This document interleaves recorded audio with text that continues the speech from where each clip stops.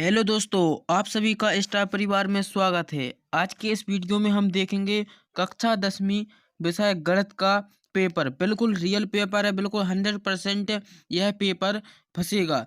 देखिए, आपको इस पेपर को बिल्कुल रट लेना है। देखेंगे किस तरह से आपका पेपर आएगा और आप यदि इस पेपर को रट लेंगे तो आप बिल्कुल टॉपर बन सकते हैं। तो देखिए, आपका जो पेपर है वह 25 नंबर का आने वाला है और समय 3 घंटा, यह आपको पता ही होगा। तो यहाँ पर आपको प्रश्न 1 से 5 तक आपको वस्तुनिष्ठ प्रश्न मिलेंगे और प्रश्न क्रमांक 6 से लेकर 23 प्रश्न, यानी कुल पेपर में कितने प्रश्न रहेंगे? 23 प्रश्न रहेंगे। और 6 से 23 में जितने भी प्रश्न होंगे उनके आपको एक एक अथवा भी मिलेगा। तो आप उनमें से आपको कोई एक करना है। तो पहले हम सबसे पहले देख लेते हैं सही विकल्प। प्रश्न क्रमांक 1 में क्या रहेंगे? सही विकल्प। तो देख लीजिए कैसे आपको करना है। बिल्कुल आपको अपनी कॉपी में बिल्कुल इनको स्पष्ट रूप से हल करेंगे। कहीं पर भी आपको ज़्यादा उसमें काटापीटी नहीं करनी है। सबसे पहला प्रश्न में रहेगा आपका विकल्प ऑब्जेक्टिव प्रश्न। सबसे पहला प्रश्न क्या है? 26 और 91 का एचसीएफ होगा। एचसीएफ माने क्या होता है? महत्तम समावर्त। महत्तम समावर्त ये सब आप जानते हैं। तो आपको 26 और 91 का एचसीएफ निकालना है। कुछ लोग इनका एचसीएफ निकाल लेंगे। तो इसका एचसीएफ बताइए जल्दी से, कितना क्या हो जाएगा? इसका एचसीएफ क्या होगा? तो इसका है 13 आंसर। आप पहले क्या करेंगे? 26 के गुणनखंड निकालेंगे और फिर निकालना है आपको 91 के गुणनखंड, इस तरह से। और फिर जो दोनों के गुणनखंड में सेम होगा वह इसका आंसर है। तो इसका आंसर क्या है? 13। तो आप इसको हल भी कर सकते हैं, लेकिन हम इसको डायरेक्ट बता देते हैं। इसका क्या आंसर? 13। हम आपको एचसीएफ निकालना इसलिए बता रहे हैं क्योंकि हो सकता है कि क्वेश्चन में केवल संख्या बदल दें, लेकिन क्वेश्चन है जो बिल्कुल पूछने वाला है। तो पहले का आंसर क्या हो जाएगा? ए 13। दूसरा प्रश्न देखिए, रैखिक बहुपद ax धन b का शून्यक होगा। तो इसका आंसर क्या है? इसका आंसर है सी, ऋण b बटे ए। तो इसका सही आंसर क्या हो जाएगा? ऋण b बटे ए। तो सभी लोग हमारे साथ क्वेश्चन के आंसर भी बताते जाएं जिन जिनको पता है। तीसरा प्रश्न देखते हैं। तीसरा प्रश्न क्या है? जब a1/a2 बराबर b1/b2 बराबर का नहीं, यह चिन्ह किसका है? बराबर नहीं, c1/c2 हो तो रैखिक समीकरण युग्म में a1x धन b1y धन c1 बराबर 0 तथा a2x धन b2y धन c2 बराबर 0। तो बताइए इसमें क्या कौन सी स्थिति बनती है? जब इस तरह से हो तो रैखिक समीकरण के दो युग्म दिए हों और इस तरह से कंडीशन बनती है तो कौन सी स्थिति होगी? तो इसका आंसर क्या हो जाएगा? इसका आंसर होगा, प्रश्न क्रमांक तीसरे का आंसर है बी, कोई हल नहीं होगा। कोई हल नहीं होगा। तो तीसरे का क्या हो जाएगा? बी। अब हम देखते हैं अगला ऑब्जेक्ट, चौथा प्रश्न। चौथा प्रश्न क्या लिखा है? एपी, एपी मतलब है समांतर श्रेणी 2 7 12 का खालिस्तान सर्वांतर है। मतलब सर्वांतर पूछा गया। सर्वांतर मतलब डी, डिफरेंस, अंतर बताना है। तो 2 और 7 आप किन्हीं भी दो पद में से ले सकते हैं। जैसे 7 में से 2 को माइनस करेंगे तो क्या आ जाएगा? 5। तो इसका सर्वांतर क्या होगा? 5, यानी ऑप्शन नंबर ए इसका सही आंसर है। आप पांचवा प्रश्न देखते हैं। पांचवा प्रश्न क्या है? यदि एक बिंदु P से O केंद्र वाले किसी वृत्त पर PA PB स्पर्श रेखा परस्पर 80 अंश के कोण पर झुकी हों तो कोण POA बराबर होगा। यानी हमसे क्या पूछा गया है? कोण POA, कोण POA पूछा गया। तो इसका आंसर क्या है? तो इसका आंसर है ऑप्शन नंबर ए 50 अंश का कोण होगा। तो इसका सही आंसर क्या है? 50 अंश। बिल्कुल आपको प्रश्नों को बिल्कुल रट के जाना है। ऐसे ही प्रश्न परीक्षा में आएंगे और बिल्कुल आप करके जरूर आएंगे। अब छठवां प्रश्न क्या है? छठवां प्रश्न क्या है? दो समरूप त्रिभुजों की भुजाएं 4:9 के अनुपात में है तो इन त्रिभुजों के क्षेत्रफल का अनुपात बताइए। जल्दी से बताइए किनको यह क्वेश्चन पता है। तो इसका आंसर क्या है? जल्दी से बताइए। इसका आंसर होगा आपका 16:81, यानी आंसर नंबर डी। छठवें का आंसर क्या है? डी, बिल्कुल सही आंसर है। अब हम आगे बढ़ेंगे तो प्रश्न क्रमांक दूसरा आता है, रिक्त स्थानों की पूर्ति कीजिए। खाली स्थान आते हैं। प्रश्न क्रमांक दूसरे में क्या है? खाली स्थान। तो पहला प्रश्न में क्या पूछा गया? सभी खालिस्तान त्रिभुज समरूप होते हैं। तो कौन कौन को पता है इसका आंसर? इसका आंसर है सर्वांग सम। क्या लिखेंगे हम? इसका आंसर है सर्वांग सम। आप लिख लेंगे। आपको हम जल्दी से पेपर को हल करके बता देते हैं। तो इसका यानी क्या हो जाएगा, सभी सर्वांग सम त्रिभुज समरूप होते हैं। तो इसका आंसर आपको सर्वांग सम भरना है। ठीक है, अब दूसरा रिक्त स्थान देखते हैं। दूसरे प्रश्न में क्या पूछा गया है, किसी बिंदु की बाह्य अक्ष से दूरी क्या कहलाती है। तो क्या होती है, एक्स का निर्देशांक होता है, एक्स का निर्देशांक कहलाता है। ठीक है, तो इसका आप लिख लेंगे। तीसरा प्रश्न क्या है, यदि मीनार की ऊंचाई एवं छाया की लंबाई समान हो तो सूर्य का उन्नयन कोण यानी थीटा का मान पूछा गया है। क्या होता है, थीटा का मान होगा 45 डिग्री। 45, इसका आंसर क्या है, तीसरे का 45 अंश होगा। अब देखते हैं चौथा प्रश्न, केंद्रीय प्रवृत्ति के 3 मापकों का संबंध है। बहुलक बराबर 3 माध्यक ऋण 2 माध्य, 3 माध्यक ऋण 2 माध्य। यह सूत्र किस किस ने पढ़ा है, जल्दी से बताइए। इसका सूत्र क्या है, बहुलक बराबर 3 माध्यक ऋण 2 माध्य। ठीक है, अब हम देखते हैं पांचवा प्रश्न। पांचवा प्रश्न क्या है, त्रिज्या आर वाले वृत्त की परिधि का सूत्र। सभी को पता है वृत्त की परिधि का सूत्र क्या होता है, 2 पाई आर। जिनको नहीं पता है तो वह बिल्कुल याद कर लीजिए, बहुत जगह यह काम आएगा। वृत्त की परिधि का सूत्र क्या है, 2 पाई आर। अब छठवां प्रश्न देखते हैं। छठवें प्रश्न में क्या पूछा गया, किसी असंभव घटना की प्रायिकता सदैव होती है। तो कितनी होती है, सदैव 0 होती है, क्योंकि कोई भी घटना की प्रायिकता निकालेंगे तो या तो वह 1 से अधिक आएगी, 0 से अधिक आएगी, या फिर 0 होगी, 0 से कभी कम नहीं होती है। तो क्या होगी, असंभव घटना की प्रायिकता क्या होगी, 0। असंभव घटना की प्रायिकता 0 होगी। ठीक है, तो यह हो जाएगा छठवें का आंसर। अब हम आगे बढ़ेंगे तो देखते हैं प्रश्न क्रमांक तीसरे में आपको दी जाएंगी सही जोड़ियों को मिलाना है। तीसरे में सही जोड़ियाँ दी गई हैं। जैसे सबसे पहले आपने एक सूत्र पढ़ा होगा, 1 + cot वर्ग थीटा बराबर क्या होता है, कोसेक वर्ग थीटा। तो यह हो जाएगी आपकी पहली की सही। ठीक है, पहली की जोड़ी क्या हो जाएगी, एफ से। दूसरा क्या है, cos 90 - थीटा। तो cos 90 - थीटा में है जो पलट जाती है, तो क्या हो जाएगा, sin थीटा। तो दूसरे की हो जाएगी ई से। फिर टेन थीटा की पूछ गई, टेन थीटा की क्या आ जाएगी, साइन थीटा बटे कॉस थीटा। साइन बटे कॉस बराबर क्या होता है, टेन थीटा।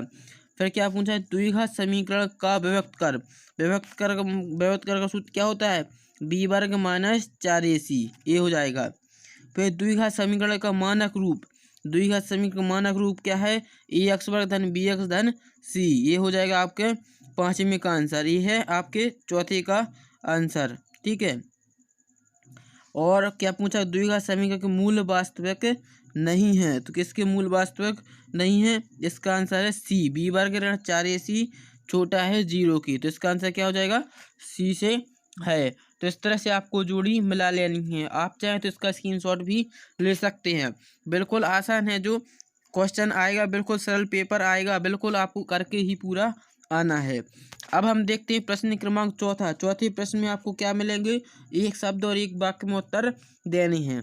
तो पहला प्रश्न में क्या पूछा गया, देखो पहले प्रश्न में पूछा गया, किसी समांतर श्रेणी के प्रथम n पदों के योगफल का सूत्र। बिल्कुल सरल क्वेश्चन, आपको यहाँ पर केवल सूत्र भर लिखना है। तो क्या होता है, जल्दी से बताइए। SN बराबर n/2 कोष्टक में लिखेंगे प्रथम पद प्लस अंतिम पद, यानी a + l। तो यह फॉर्मूला होता है, इसका आप आंसर लिख लेंगे। ठीक है, अब दूसरा क्वेश्चन देखते हैं। मूल बिंदु से बिंदु एक्स वाई की दूरी लिखिए। मूल बिंदु से बिंदु एक्स वाई की दूरी का सूत्र क्या होता है, अंडा रूट कितनी होगी, x वर्ग धन y वर्ग होगी। ठीक है, इसका आंसर क्या है, अंडा रूट x वर्ग धन y वर्ग। अब तीसरा क्वेश्चन क्या है, दृष्टि रेखा को परिभाषित कीजिए। दृष्टि रेखा की परिभाषा लिखनी है। तो दृष्टि रेखा की परिभाषा आप नोट कर लीजिए। देखो हम बोल रहे हैं दृष्टि रेखा, सभी लोग अपने साथ पेन काफी रख के बैठेंगे। देखो दृष्टि रेखा की परिभाषा क्या है, देखो लिखेंगे, दृष्टि रेखा प्रेक्षक कौन कहलाता है, जो दिखता है। प्रेक्षक की आंख से प्रेक्षक द्वारा देखी गई वस्तु के बिंदु को मिलाने वाली रेखा क्या है, दृष्टि रेखा कहलाती है। एक बार फिर से बोलते हैं, दृष्टि रेखा क्या है, वह रेखा प्रेक्षक की आंख से प्रेक्षक द्वारा देखी गई वस्तु के बिंदु को मिलाने वाली रेखा को क्या कहते हैं, दृष्टि रेखा कहते हैं। ठीक है, आप चाहे तो अपनी बुक में भी ढूंढ सकते हैं। अब चौथा प्रश्न लिखेंगे। चौथा प्रश्न क्या है, एक वृत्त की कितनी समांतर स्पर्श रेखाएं हो सकती हैं? तो कितनी हो सकती हैं? अनेक हो सकती हैं। तो इसका आंसर क्या हो जाएगा? अनेक स्पर्श रेखाएं हो सकती हैं। पांचवा प्रश्न देख लीजिए। पांचवें प्रश्न में क्या पूछा गया है, वृत्त के चाप की लंबाई का सूत्र लिखिए।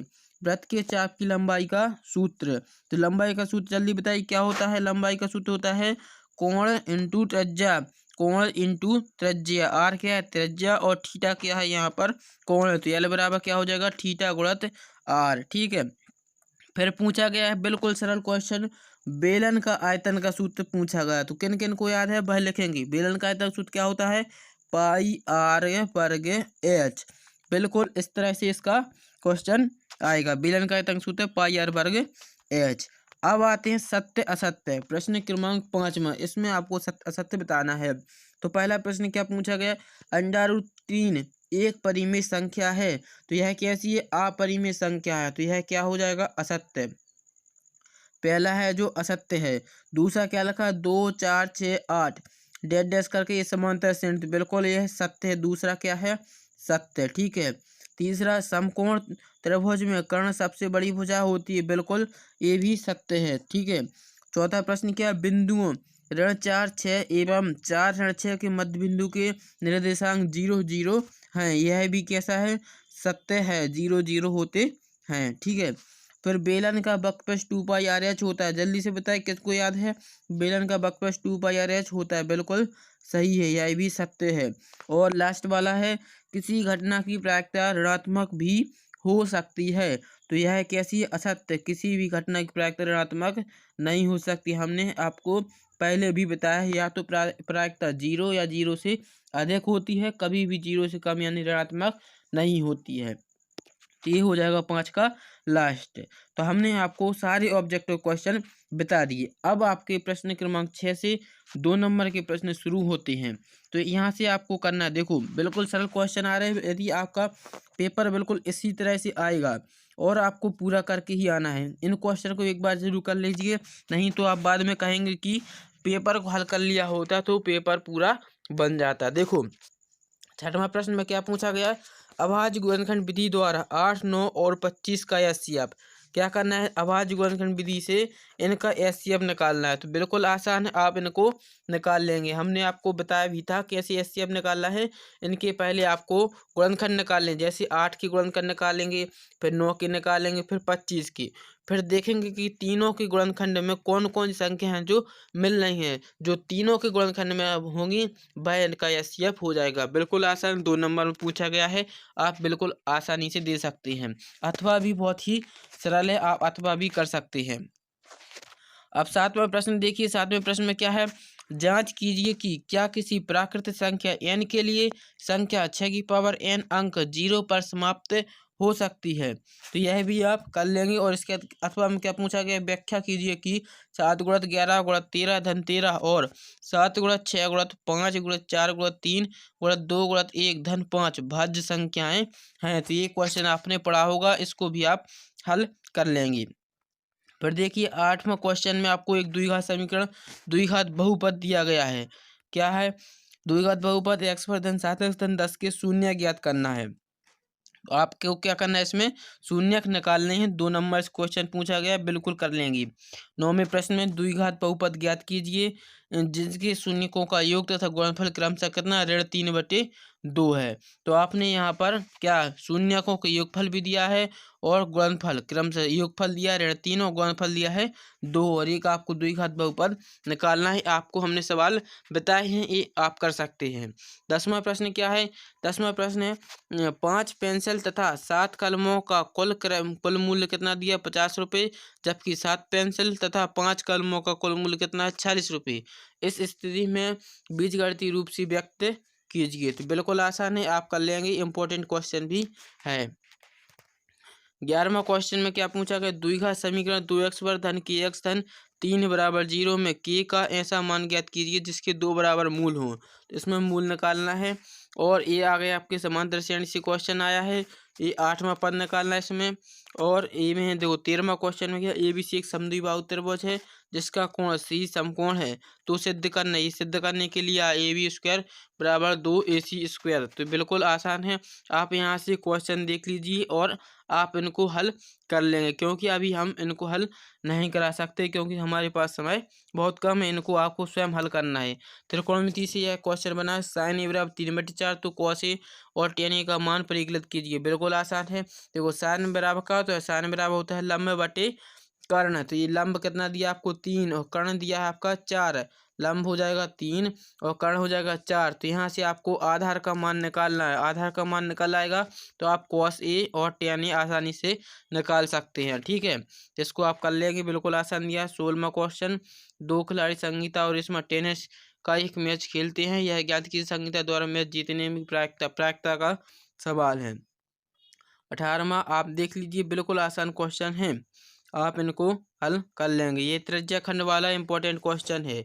इसको और आपको प्रश्न वाले इसको तो आप इम्पोर्टेंट लगा ही लीजिए, बिल्कुल करके ही जाना है। पूरा पेपर आपको इसी की तरह दिखाई देगा। और एक यहाँ से माध्य वाला क्वेश्चन भी आएगा। 23वां क्वेश्चन लास्ट क्वेश्चन है।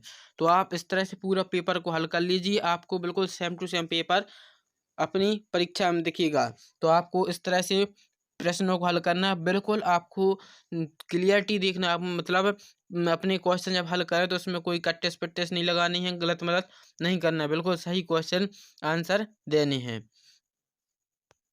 यदि आपको वीडियो पसंद आया हो तो चैनल को लाइक और सब्सक्राइब जरूर करें।